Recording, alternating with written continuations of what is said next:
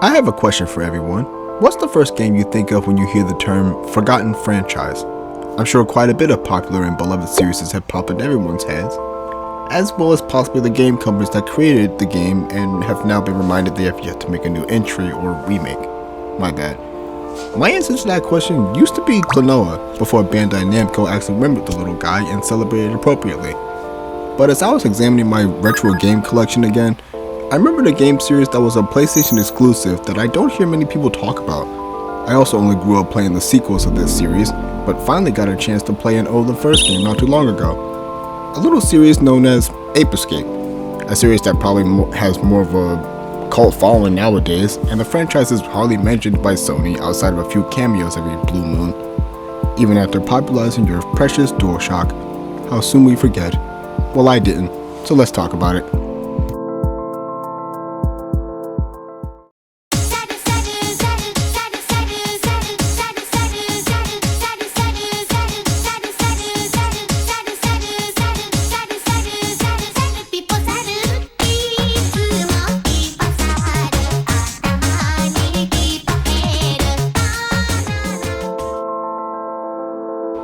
Have you ever looked at your PlayStation controller's layout and ever wondered, what game made these analog sticks so popular in the first place? Well, for a brief history lesson, the first DualShock controller was released on August 27, 1997, but the video game that truly popularized and fully utilized the power of the analog sticks was Ape Escape, released on the PS1 on June 22, 1999. So, what about this game series was so special that the game controller itself needed an update?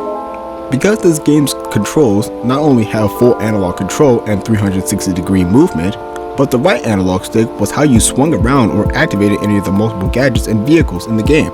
For example, while having the monkey net or stun club equipped, you have to flick the right analog stick in the direction you wish to aim it to either catch apes or attack enemies or activate switches. And because the moveset was a lot more involved than most games at the time, it was truly a testament of the DualShock's controller's tech and capabilities that would later become the staple as the years went on. Now with that history lesson out of the way, time to actually explain why I missed this franchise so much.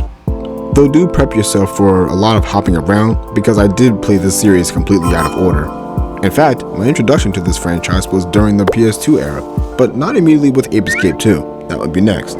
My first Ape Escape game actually was the multiplayer party game spin-off Pumped and Primed, or as I used to call it as a kid, because I could barely read the font of this for the life of me back then, Pumpo and Primayo. Who are either of those characters? They don't exist, but 6 to 7 year old me certainly kept looking. Anyway, as far as my first impression of Ape Escape, I feel like Pumped and Primed kinda spoiled me. Not like on a lore basis, but with how much content, replayability, and frantic fun the game offers, I hardly ever wanted to stop playing it. It's the most fun I've had in what was supposedly a party game of all things. Might as well have been a fighting game because the way I would play it most of the time was borderline Smash Bros. Ultimate level of violent. I would constantly treat every minigame as the battle arena minigame since you could always attack each other in a free-for-all style, so why not? Whether it was as peaceful as the auto-scrolling platformer races with the Dragonfly gadget, or as chaotically involved as the Boatmobile races, in my head it was always, there can only be one. Also, this game had a story mode that was surprisingly epic at times, and even full-on boss fights. And I don't mean just beat them in a race or anything, I mean you and the opponent themselves in a stage, and you fight, using every gadget you requested beforehand to get the job done. And don't forget, this is a multiplayer game, which means my older brother and I would maliciously jump the enemies most of the time. But the cherry on top of this hidden gem sundae, the music is absolutely great and one of my favorite video game soundtracks, period.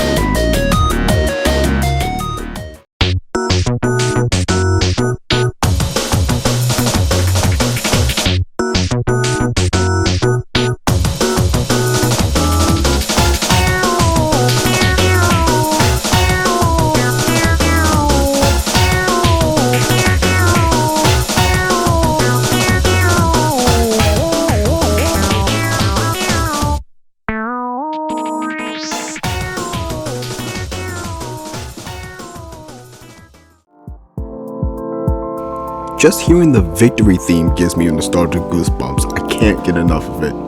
So the fact that this game, along with the rest of its sequels, are so hard to find these days at retro game stores is such a shame. And yes, I checked on Amazon to see if they have it, which they do, for $82. Now, I'll admit I've had receipts after buying a bunch of games, reaching numbers bigger than that. But for just one copy of a nearly 20-year-old game that might not work because, God forbid, it arrives damaged, I'd rather not take my chances that route. So the search continues on until I can hold it and buy it at the same time, if that makes sense. Moving on to the game that actually showcases what this series is about, Ape Escape 2. As a kid, I had so much fun playing this game and luckily didn't need any kind of learning curve. The control scheme is the same as Pumped and Primed with the way you move the right analog stick for gadgets, but now it's a single player search and capture platformer. However, the part that threw me off wasn't the genre change, but the main character not being Spike anymore. The protagonist this time is a kid named Jimmy saving the day from Spectre's newest evil plans. He also is accompanied by this flying little chimp companion named Pipochi, who looks as if Ai from Super Monkey Ball and a child did a fusion dance. I will say though, I am grateful that this game was indeed made available on the PS4 PlayStation Store so I can get my childhood fix of this game, but my inner child, blinded by nostalgia, really wanted to throw a fit when he heard that they were using the European dub. I perfectly understand why, especially after a quick Google search. It's just simple licensing and royalty complications considering the North American dub had voice actors for Pokemon. Not to say that European voice acting is bad, it's a good listen all things considered, but my ears are just too accustomed to how the US port sounded obviously. Of course, none of that changes the gameplay experience all that much, it's the same fun and explorative collectathon I remember it being. This game also added a few more gadgets to your already extensive arsenal, which gives plenty of new strategies to test out while exploring and catching apes. For example, the Banana Rain gadget they introduced was a neat addition because it acted as a lure for the monkeys to pop out of their hiding spots or distract them to make capturing them much easier. Plus, with how much more expansive the levels themselves are, it certainly makes collecting the leftover apes when going for 100% much easier as well. Also, the boss battles, which I later found out was a first for the main series, I remember being a decent challenge despite having such a goofy name like the Freaky Monkey 5. 5 new enemy masters that represent the different color shorts the monkeys will wear, with the exception of one because she's quirky and not like the others. Blue Monkey, Yellow Monkey, Pink Monkey, the pre-mentioned quirky one, White Monkey, and Red Monkey. And if you ask me, I'm really glad they stopped there and didn't risk it with a 6th or 7th member.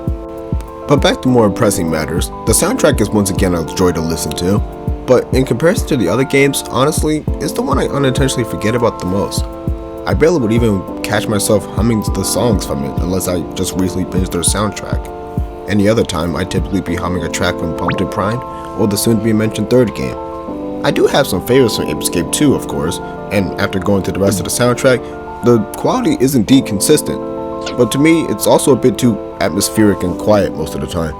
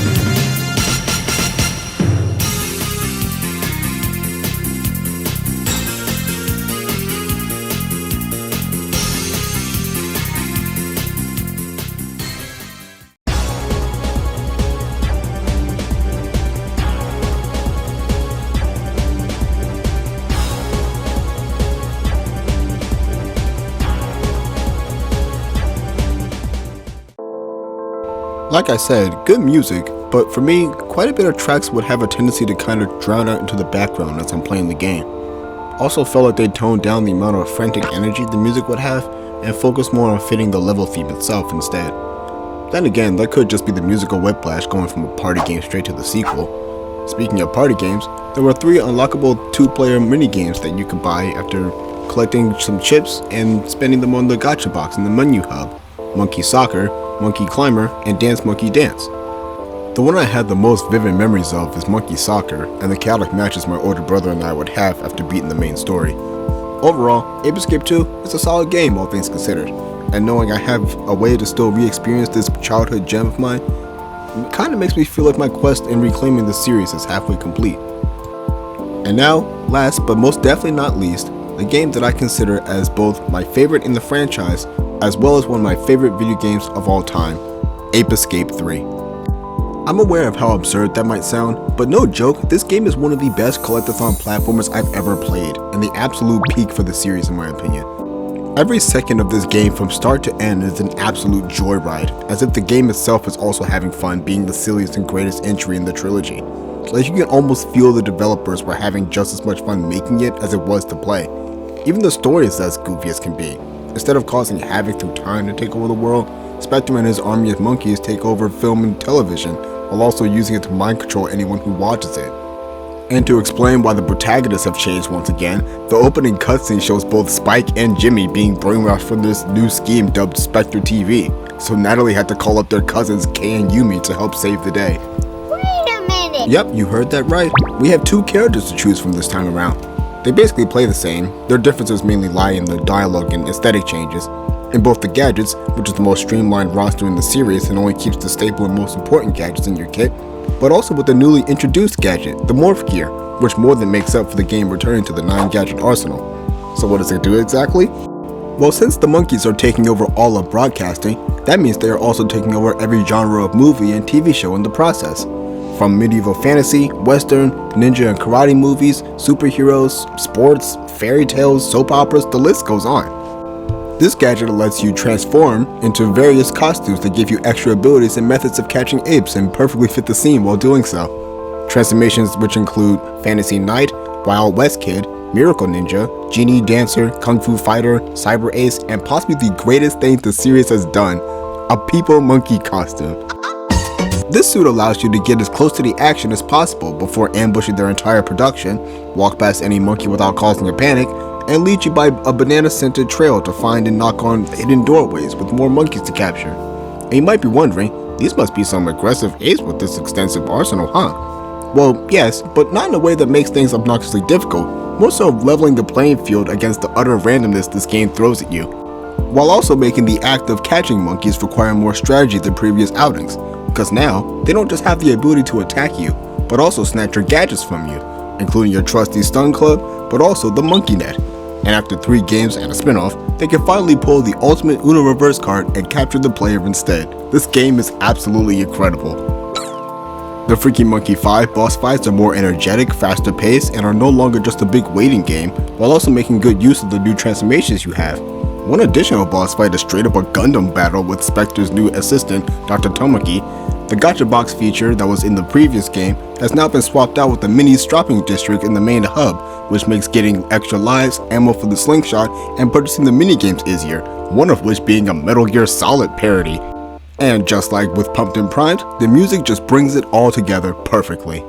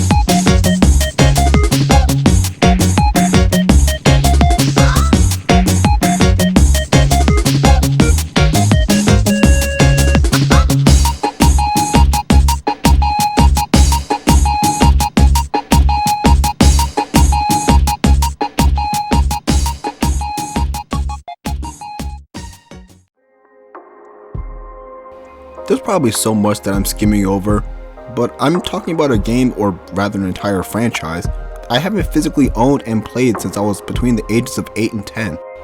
And unlike with Ape Escape 2, there hasn't been any modern way of replaying most of them. So yes, just about everything I'm saying is based on memories of my time with it as a child, but I generally believe that there's so much charm in this series that I don't want to be lost to time. I mean, for crying out loud, you mean to tell me the rabbits can still have relevance and collab with gaming icons like Mario, but Ape Escape is left in the dust? It just doesn't feel right to me.